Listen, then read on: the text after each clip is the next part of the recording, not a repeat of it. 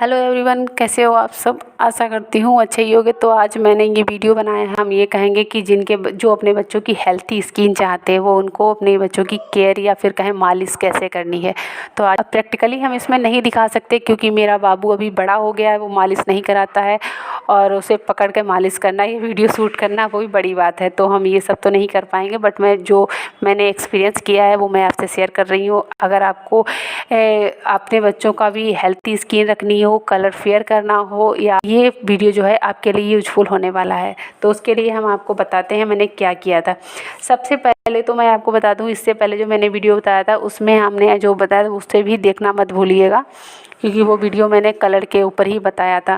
मेरा बाबू छोटा था तो ठंड का मौसम चल रहा था, तो ठंड में ही मैंने रूटीन फॉलो किए थे, केयर किया था। तो मैंने कैसे किया था मैं आपको इस वीडियो में बता रही हूँ। इसके अलावा हम आपको बता दें कि सुबह जिस टाइम तक हम लोग उठते थे उससे पहले हम आधा घंटा उठ जाते थे, और उठने से भी पहले हम क्या करते थे, जो रात का अगर उठने से पहले तो बोले तो जब हम रात होती थी तो सबसे नाइट में ही सारे प्रोडक्ट जो चीज़ हमें मालिश में यूज होती है बाबू के, वो सारा कुछ ला कर हम अपने यहाँ बेड के पास एक टेबल रखते थे, उसके पास सब रख लेते थे। क्योंकि ठंड का मौसम था, मैं सोचती थी कि जब मालिश करूँ इससे पहले जो रूम का टेम्परेचर होता है उसी में मुझे मालिश करनी होती है।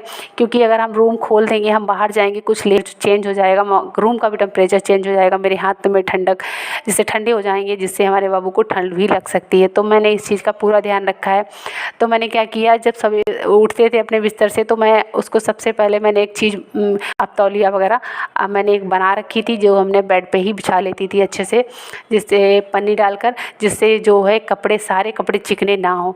तो मैंने उसको लिटा के अच्छे से मालिश किए। मालिश करते समय मैंने क्या किया है, जैतून का तेल लेती थी ठंड में, तो मैं कैंडल की सहायता से एक कटोरी में निकाल लिया और कैंडल की सहायता से उसको थोड़ा सा गुनगुना कर लिया। गुनगुने से अपने हाथों पे लेके उसको हाथ या फिर पैर या किसी भी पार्ट पे लगाना है, लगा के मैंने उसको एब्जॉर्ब करा देते थे। मतलब जो भी तेल जितना भी लिया है मैंने उतना एब्जॉर्ब करा लिया। पहले तो हम आपको बता दें मालिश का मतलब क्या होता है, कि मालिश का मतलब ये होता है कि हमें अपनी बॉडी को गर्म करना होता है, कि जब मालिश करते हैं तो बाबू की बॉडी को गर्म हो जाना चाहिए, ताकि हमारा ब्लड सर्कुलेशन अच्छे से चलता रहे। इससे हमारी बॉडी की स्किन जो फूलती हुई चली जाती है और बहुत ही अच्छी सॉफ्टनेस हो जाती है। आप लोग ये करोगे तो फील करोगे खुद ही। तो ये चीज़ हो गई। इसके अलावा हम आपको बता दें, जैसे ही हम उसको हाथ लगाते थे तो हम बहुत टाइटली हाथ लगाते नहीं थे उसके, कि वो उसके दर्द होने लगे या फिर वो रोने लगे, या फिर हम बहुत ज़ोर से करें कि हड्डी तक पहुंच जाए हाथ। ऐसा कुछ नहीं करते थे, बिल्कुल सॉफ्ट हाथों से हल्के हल्के से रफ़ करते जाते थे। जब तक करते थे कि जब तक उसकी स्किन वहाँ पे गर्म नहीं हो जाती थी, या फिर वो तेल जो है एब्जॉर्ब नहीं हो जाता था। क्योंकि अगर हमारी स्किन गर्म हो जाएगी तो तेल अपने आप ही एब्जॉर्ब हो जाएगा। तो हम जब से जहाँ पे गर्म हो गया वहाँ की स्किन छोड़ दी, उसके आउटसाइड में करने लगे। इस तरीके से हम पूरी बॉडी को गर्म कर देते थे, या फिर कह देते मालिश कर दी थे। हम हमेशा सबसे पहले उसके या तो तलवों में तेल लगाते थे या फिर सर में लगाते थे। इन दोनों चीज़ों में से एक चीज़ को हम फॉलो करते, मतलब कभी कभी सर पे लगा दिया, कभी तलवों लगा दिया। तो यहाँ से हम शुरुआत करते थे। इसके बाद मैंने क्या किया, मालिश अच्छे से कर दी, अच्छे टाइमिंग से, मतलब पूरी बॉडी को आराम से गर्म कर दिया। फिर हमने उसको आटा मैंने निकाल के कटोरी में रख लेती थी वहीं पर, तो वहाँ आटा लगा, थोड़ा सा जो कटोरी में उठता था उसको डो बना लिया वहीं पर हल्का सा पानी डाल के। तो उस आटे की लोई को हल्का हल्का सा पूरी बॉडी पे हम लगा लेते थे। रगड़ना नहीं होता, तो बहुत हल्के हल्के से लगा लेते थे, जिससे कि जो एक्स्ट्रा तेल होता है वो भी चला आता है, गंदगी होती है जो भी धूल मिट्टी वगैरह वगैरह वो भी उस आटे में आ जाती थी। और जो बच्चों के बताते हैं बड़े बड़े जिनके बॉडी में बहुत ज़्यादा बाल होते हैं ना बच्चों के, वो भी निकल जाते हैं, उससे टूट जाते हैं, दर्द भी नहीं होता, आसानी से निकल जाते हैं। तो उनकी कलर इस चीज़ से बहुत फ़र्क पड़ता है। तो ये सब हो गया। इसके बाद हम क्या करते थे, हल्का गुनगुना पानी लेते थे, जो कि किसी बॉटल वगैरह में हम भर के रखते ही थे रात में। तो हल्का गुनगुना रहता ही था, रात को रखा था, शाम को हल्का गुनगुना ही मिलता था। फिर भीगे कपड़े, मतलब कपड़ा भिगो लेते थे पानी से, फिर हम उसकी पूरी बॉडी को जहाँ जहाँ हमने मालिश की है अच्छे से पोंछ देते थे।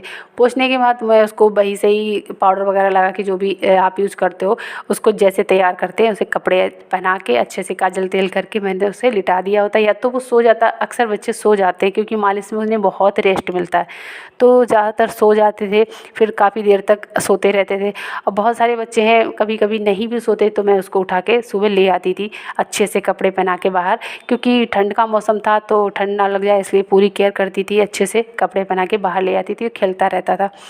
तो इसके बाद हम अपना डेली का काम जो होता था वो मैं शुरू करती थी और मैं करने लगती थी। जब तक मेरे डेली के काम का टाइमिंग होता तब तक मेरे बाबू की मसाज और ये जो क्लींजिंग केयर वगैरह होती वो सारे हो जाती थी उसी टाइम के अंदर। इससे इतनी देर पहले उठती थी मैं। इसके बाद ये हो गया, तो जब तक हम अपना सारा काम फिनिश करते थे, अब हमने नहाने का तो उसके कोई भी टाइम ऐसे बांध के नहीं रखा था सच बताएं, क्योंकि हम जो लेडीज़ें हैं उनके पास हमेशा बंधा हुआ टाइम नहीं रहता है, कि कभी काम को ज़्यादा हो जाता है कभी कम हो जाता है, तो टाइमिंग ऊपर नीचे होती ही रहती है।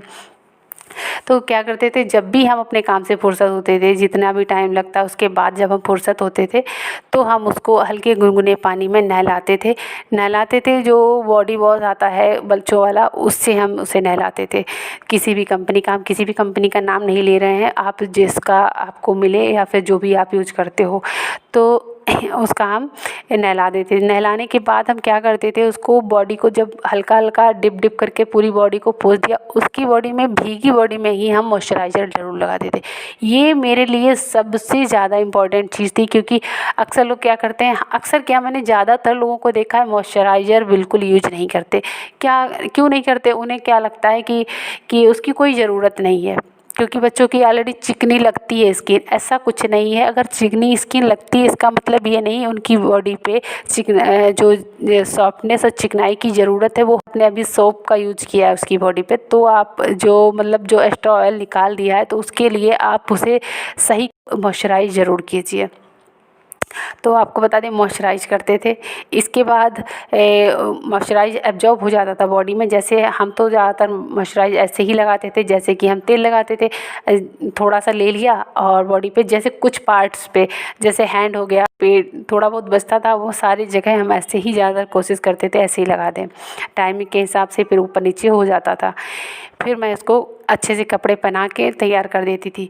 इसके फिर ये तो मेरा हो गया। इसके अलावा रात की बात आती थी तो जब कभी टाइम होता था, मैं रोज़ तो नहीं कह सकती कि हाँ इतना टाइम मेरे पास होता था, कि हर कोई यहाँ अपने घर का भी काम देखता था, तो जैसे मेरे पास टाइम होता उस तरीके का हम, अगर टाइम बचता था रात को वो सो नहीं रहा या फिर ठंड बहुत ज़्यादा नहीं, हल्की ठंड है, तो मैं रात को भी मसाज कर देती थी।